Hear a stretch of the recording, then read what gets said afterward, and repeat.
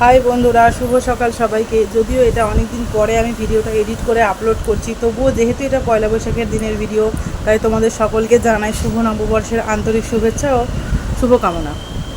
তো দেখো, এই দিনকে আমাদের বাড়িতে পুজো করা হয়। যেহেতু আমার বাবার দোকান আছে, তো সেহেতু বাড়িতে পুজো করা হয়। পুজো করে ঠাকুরটা আমরা দোকানে নিয়ে যাই। তো সেই কারণে দেখো, বাড়িতে পুজো হচ্ছে সকাল সকাল, প্রায় 6টা 6:30টার দিকে হবে এটা। খুব সকাল সকাল পুজো করা হচ্ছে বাড়িতে। ঠাকুরমশাই এসেছিলো, তো পুজো হয়ে যাবার পরে সবাই মিলে রান্না বান্না আনন্দ, বেশ মজা করা হবে, সব কিছুই করা হবে। আর রাত্রিবেলা বানানো হবে খাবার দাবার, মানে আলাদা করে। দুপুরবেলা তো চিকেন সবই হবে, রাত্রিবেলাও হবে। তো দেখো, নববর্ষ বা যে কোনো সময় যারা হালখাতার পুজো করে তারা সাধারণত লক্ষ্মী আর গণেশেরই পুজো করে থাকে, কিন্তু আমার বাবা লক্ষ্মী আর গণেশের সাথে সাথে কালী ঠাকুরেরও পুজো করে। এটা প্রথম থেকেই করে আসছে এভাবে, আমি এটাই দেখেছি ছোট থেকে, তো এভাবেই হয়। তো সাথে ঘরে আমাদের গোপালও আছে, সমস্ত কিছু একবারে পুজো হয়ে গেল। আর আমরা সবাই মিলে স্নান করে, আমরা 4 জন, আমি, মা, বাবা, ভাই এবং সাথে আমার ছেলে, সবাই মিলে স্নান করে বসে পড়েছিলাম অঞ্জলি দিতে। সবাই মিলে একসাথে অঞ্জলি দিয়েছিলাম। আর এই দিনকে বরের ছিল ডিউটি, তাই সে আসতেই পারেনি। সকালে তো আসতে পারেই না, আসে না, সন্ধেবেলার দিকটা আসে, কিন্তু সেই টাইমেও সে আসতে পারেনি এই দিনটা। তো আমরা পুজো টুজো হওয়ার পর, বাড়ির সমস্ত কিছু মেটানোর পর সন্ধ্যেবেলা গেছিলাম দোকানে। আর সেখানে গিয়ে যে সমস্ত দোকানে হালখাতা থাকে, সেই সমস্ত দোকানগুলোতে গিয়ে হালখাতা সেরে বাড়ি ফিরে এসেছিলাম। বেশ ভালোভাবেই কেটেছিল নববর্ষের দিনটা। তো তোমাদের কার্ডটা কীভাবে কেটেছিল আমাকে একটু বলো, কারণ আমি যেহেতু লেটে দিচ্ছি ভিডিওটারে, তোমরাও একটু লেটেই বলো, অসুবিধা নেই। দেখো, পুজো হয়ে গেছে, ঠাকুরমশাই চলে গেছে, তারপর মা সবাইকে প্রসাদ দিচ্ছে। আর এই যে আমি দেখো টিফিন বানালাম। টিফিনে ছেলে বলেছিল পাস্তা খাবে, ওই জন্য পাস্তাই বানিয়েছিলাম।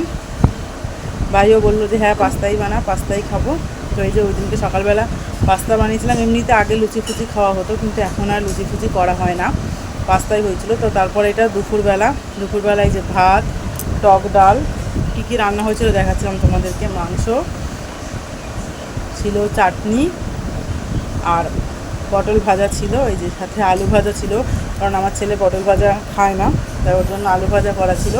সমস্ত কিছু দিয়ে খাওয়া দাওয়া হলো। তারপরে যে বললাম দোকানে চলে গিয়েছিলাম।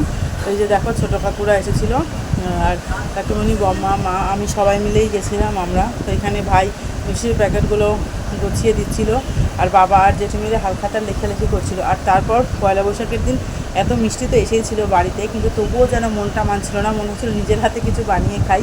যেহেতু আমরা কিছুদিন আগেই বাইরে গেছিলাম, প্রায় 12-14 দিন বাইরে কাটিয়ে ফিরেছি। তো বাড়িতে ফেরার পর যেন মনে হচ্ছিলো যেন কিছু নিজের হাতে রান্না করে খাই, এগুলো অনেক দিন যেন মিস করেছি, এরকম মনে হচ্ছিলো। তো সেই জন্য বানিয়ে নিয়েছিলাম সিমাই। তো তোমরা পরপর রেসিপিগুলো দেখো আর ফলো করো, করে কেমন হলো আমাকে জানিয়ে। যদিও খুব ভালো আমি রান্না করতে পারি না, অনেক বড় বড় ব্লগার আছে যারা আমার থেকে ভালো রান্না করে, বেস্ট রেসিপি দেয়, আমিও জানি। তোমরা তাদেরকেও ফলো করো, তবে আমার মতন ছোটো ব্লগারকেও একবার ফলো করে দেখতে পারো ঘরোয়াভাবে রান্না কীরকম হয়। তো ভিডিওটাকে খুব বেশি বড় করে, দীর্ঘায়িত করে তোমাদের বিরক্তির কারণ হতে চাই না, কারণ আমি জানি এখন সকলের হাতে সময় এবং ধৈর্য সবটাই কম। তো সেই কারণে অতিরিক্ত বড় ভিডিও দিলে, ব্লগ ভিডিও বা যে কোনো কিছুই কেউই দেখতে পছন্দ করে না। সেই জন্য আমি এই ধরনের বড় ভিডিওগুলোকে চেষ্টা করি শর্ট ভিডিওর থেকে সামান্য একটুখানি বড় করে দিতে। তার মধ্যে যেটুকু দেখানো সম্ভব হয় তোমাদেরকে দেখাই। তো তার মধ্যে আশা করি তোমরা বুঝতে পারো আমার ডেইলি লাইফস্টাইলটা। যদি তোমাদের কোনো কিছু জানার থাকে, কোনো কোয়ারিজ থাকে, তোমরা আমাকে নিশ্চয়ই কমেন্ট করে জানতে চাইতে পারো। আর এইভাবেই দেখিয়ে নিশ্চয়ই তোমাদেরকে রেসিপিটা আমি বুঝিয়ে দিতে পারলাম। তো দেখো, কড়াইটা এতটা গরম হয়ে গেছিলো, সিমাইটা ভাজতে গিয়ে একটু পুড়ে গেছিলো, যার কারণে দেখো উপর দিকটা একটু কালো কালো দেখা যাচ্ছে। তো তোমরা কড়াইটাকে একটু কম গরম করে ভাজার চেষ্টা করবে, আমার মতন এরকম কালো পোড়া করে ফেলবে না আশা করি। তবে দেখো, পুড়ে গেছিলো, রঙটা একটু কালো হয়ে গেছিলো, কিন্তু খেতে কিন্তু খারাপ হয়নি অ্যাকচুয়ালি, এটাই হলো কথা। তো জানিয়ে কেমন